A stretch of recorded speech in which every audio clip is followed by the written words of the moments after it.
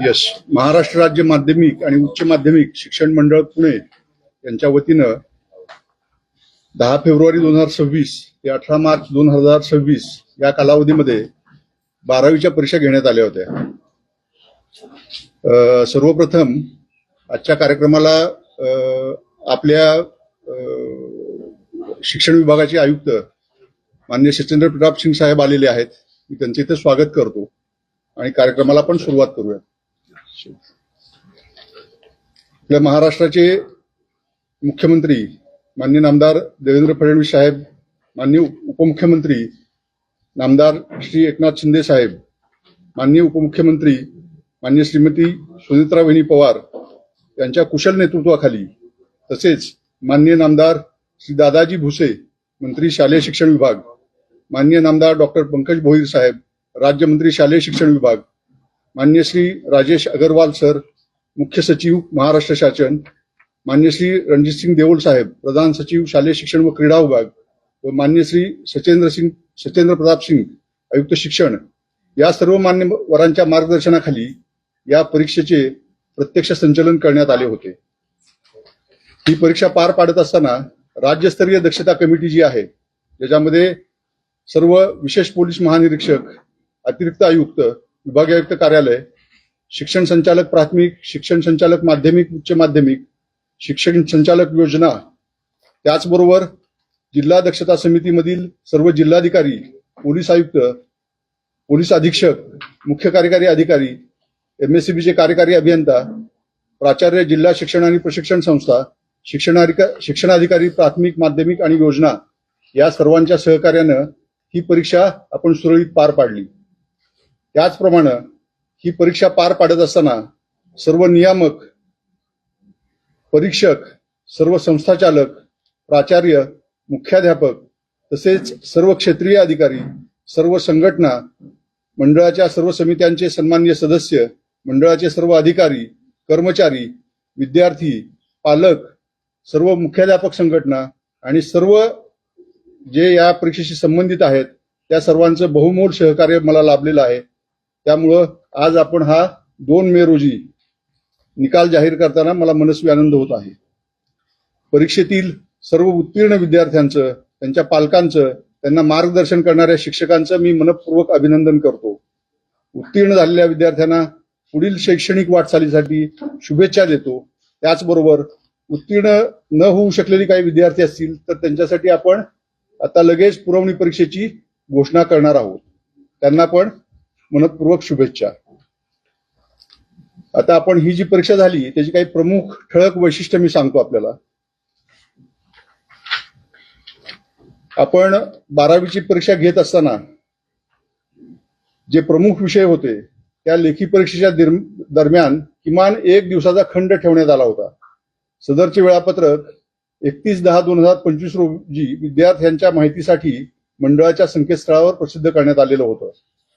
विद्यार्थ्यांना व्यावसायिक अभ्यासक्रमाच्या परीक्षेची तयारी करण्यासाठी पुरेसा वेळ मिळावा, म्हणजे नीट असेल किंवा JEE असेल, तसेच परीक्षांचे निकाल लवकर जाहीर होऊन पुरवणी परीक्षा लवकर घ्यावी या दृष्टीनं 12वीची परीक्षा आपण नेहमीपेक्षा 10 दिवस अगोदर ठेवली होती.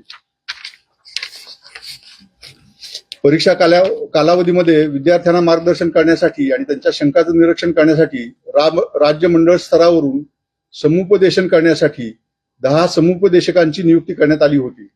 त्याचबरोबर विभागीय मंडळ स्तरावर जिल्हानिहाय समुपदेशकांची नियुक्ती करण्यात आली होती. तसेच राज्य मंडळ व 9 विभागीय मंडळामध्ये नियंत्रण कक्ष कार्यरत करून हेल्पलाईन सुविधा उपलब्ध करून देण्यात आली होती. माध्यमिक परीक्षा म्हणजे ही जी 12वीची परीक्षा आहे त्यामध्ये फेब्रुवारी-मार्च 2026 करता एकूण 153 विषयाची परीक्षा घेण्यात आली होती. विषय 153 होते. विज्ञान शाखेसाठी इंग्रजी, मराठी, हिंदी आणि उर्दू या 4 माध्यमांमधून, तर इतर शाखांसाठी इंग्रजी, मराठी, हिंदी, उर्दू, गुजराती आणि कन्नड या 6 माध्यमातून विद्यार्थ्यांनी मंडळाकडे नोंदणी केलेली होती. फेब्रुवारी-मार्च 2026 या परीक्षांमध्ये प्रात्यक्षिक आणि तोंडी परीक्षा, ज्याला आपण प्रॅक्टिकल आणि इंटरनल म्हणतो, इत्यादी परीक्षांचे गुण हे पोर्टलवर ऑनलाईन पद्धतीने भरून घेण्यात आले होते. 12वी परीक्षेस प्रविष्ट झालेल्या खेळाडू विद्यार्थ्यांचे क्रीडा प्रस्ताव हे क्रीडा विभागाकडून ऑनलाईन पद्धतीने स्वीकारण्यात आले आणि त्याची छाननी पडताळणी ही विभागीय मंडळ स्तरावर ऑनलाईन पद्धतीने करण्यात आली.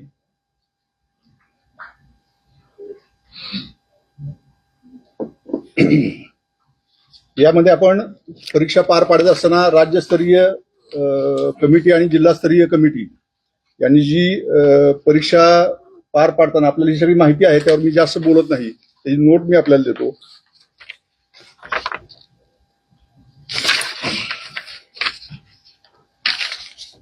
आता या आजच्या परीक्षेची वैशिष्ट्य मी सांगतो आपल्याला.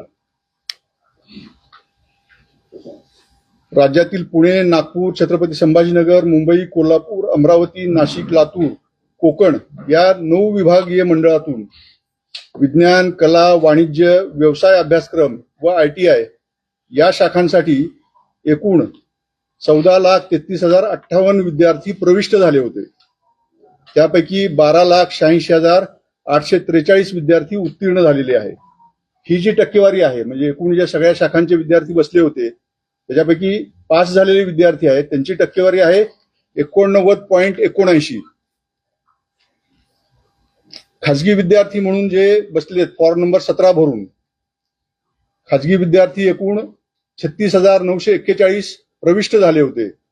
त्यापैकी 29,634 विद्यार्थी उत्तीर्ण झालेले आहेत. म्हणजे उत्तीर्णाची टक्केवारी आहे 80.21. जे रिपीटर असतात, पुनर्परीक्षा देणारे, त्यामध्ये एकूण 50,346 विद्यार्थी बसले होते. त्यापैकी 18,349 विद्यार्थी उत्तीर्ण झालेली आहे. ही टक्केवारी आहे 36.44. त्याचबरोबर दिव्यांग विद्यार्थ्यांची नोंदणी जी झाली आहे ती यावेळेला 8,367 होती. 8,367 दिव्यांग विद्यार्थी हे परीक्षेत बसले होते.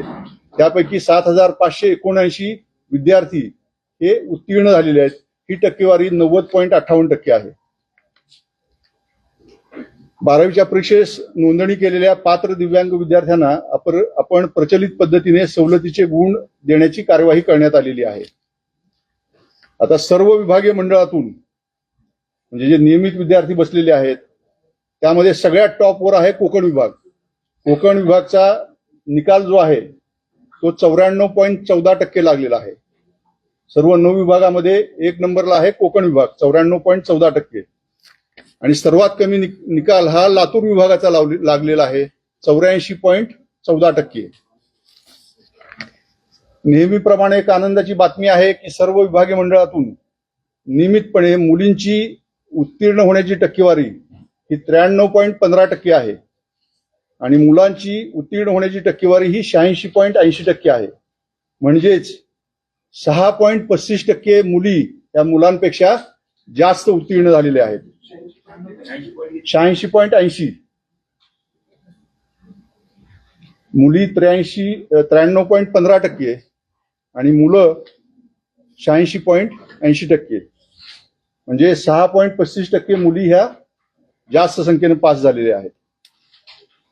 आपण जे 153 विषय घेतो त्यापैकी 26 विषय असे आहेत ज्याच्यामध्ये 100% निकाल लागलेला आहे.